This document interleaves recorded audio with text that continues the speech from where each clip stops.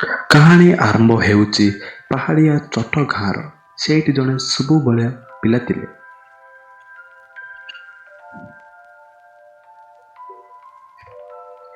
ସେ ଅନ୍ୟମାନଙ୍କ ପରି ନଥିଲେ। ଖେଳା ଖେଳି ଛାଡ଼ି ସେ ସବୁବେଳେ ଭାବି ରହୁଥିଲେ।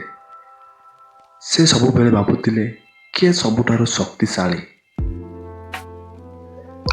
ଓ ବଳବାନ।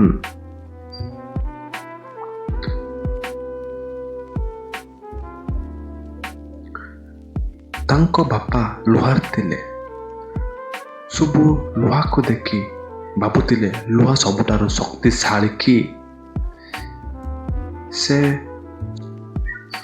ସବୁବେଳେ ଜବାବ ଖୋଜିବା ପାଇଁ ଭାବୁଥିଲେ। ଏ ଜଗତର ଏ ସୃଷ୍ଟିରେ କିଏ ସବୁଠାରୁ ଶକ୍ତିଶାଳୀ ଏବଂ ବଳବାନ? ସେ ସକାଳ ଗୋଟିଏ ଦିନ ଉଠି ଯେମିତି ହେଲେ ଆଜି ମୁଁ ବାହାର କରିବି କିଏ ଶକ୍ତିଶାଳୀ ଏବଂ ବଳବାନ ବୋଲି ବାହାରିଲେ। ଜଙ୍ଗଲ ରାସ୍ତା ଦେଇ ଗଲେ। ଜଙ୍ଗଲ ରାସ୍ତାରେ ଗୋଟିଏ ଲୁହା ଗେଟ୍ ଦେଖି ଲୁହାକୁ ପଚାରିଲେ, ଏ ଲୁହା, ତୁ ସବୁଠାରୁ ଶକ୍ତିଶାଳୀ କି? କିନ୍ତୁ ଲୁହା କହିଲା, ମୋତେ ତ ନିଆଁ ତରଳ ଦେଇଥାଏ।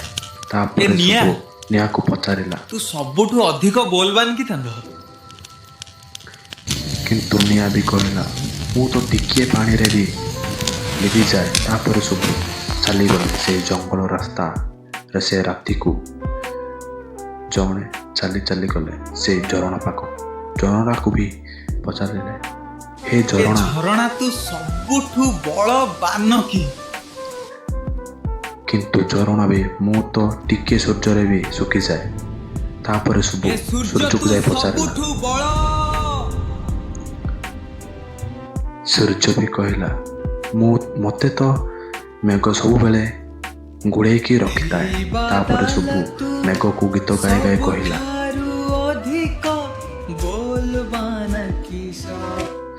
ମେଘ ବି କହିଲା, ମୋତେ ତ ପବନ ଯୁଆଡ଼େ ନିଏ ମୁଁ ସେଆଡ଼େ ଚାଲିଯାଏ। ତାପରେ ସୁବୁ ଚିନ୍ତାରେ ଚାଲିଗଲେ। ସେହି ପବନକୁ ପଚାରିଲେ, ଏ ପବନ, ତୁ ସବୁଠାରୁ ଅଧିକ ବୋଲବାନ କି? ପବନ ବି କହିଲା, ମୋତେ ତ ପାହାଡ଼ ଅଟକେଇ ଦେଇଥାଏ। ତାପରେ ସବୁ ଚାଲିଗଲେ ସେହି ପାହାଡ଼ ପାଖକୁ। ବର୍ଷା ଭିଜି ସେ ପାହାଡ଼କୁ ବି ପଚାରିଲା, ଗୀତ ଗାଇ ପଚାରିଲା, ପାହାଡ଼ ତୁ ସବୁଠାରୁ ଅଧିକ ବୋଲବାନ କି? ସେ ପାହାଡ଼ ବି କହିଲା, ମୋତେ ତ ମଣିଷମାନେ କାଟି ଦିଅନ୍ତି। ତାପରେ ସବୁ ଚାଲିଗଲେ ତାଙ୍କ ବାପା ଲୁହାର ପାଖକୁ। ତାପରେ ସେ ଲୁହାକୁ ବି ପଚାରିଲେ, କହିବି ତୁ ସବୁଠାରୁ ବଳବାନ ଲୋକ? କିନ୍ତୁ ଲୁହାର ବି କହିଲା, ଆମେ ତ ମାଟିର ମଣିଷ, ମାଟିରେ ହିଁ ମିଶିଯିବା। ତାପରେ ସବୁ ଚାଲିଗଲେ ଜଙ୍ଗଲ ରାସ୍ତା ଦେଇ। ହଠାତ୍ ପଛରେ ଏକ ମୃତ୍ୟୁର ଶୟତାନ ଆସିଲା। ସେ କହିଲା, ଆଉ କିଏ କି? ସେ କହିଲା, ମୁଁ ସବୁଠାରୁ ବଳବାନ ଏବଂ ଶକ୍ତିଶାଳୀ, କିନ୍ତୁ ମୁଁ ଜଣଙ୍କଠୁ ହାରିଛି। ସେ ହେଉଛନ୍ତି ଯୀଶୁଖ୍ରୀଷ୍ଟ। जिसे कोड़े मारे गए, कांटों का ताज पहनाया गया।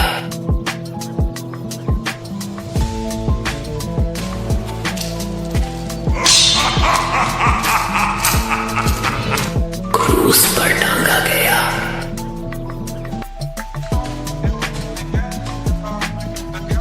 जब वो मरा, मैं खुश हुई।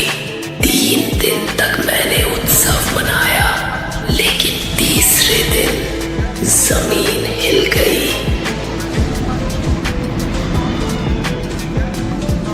पत्थर हट गए, वो जीवित हो गया।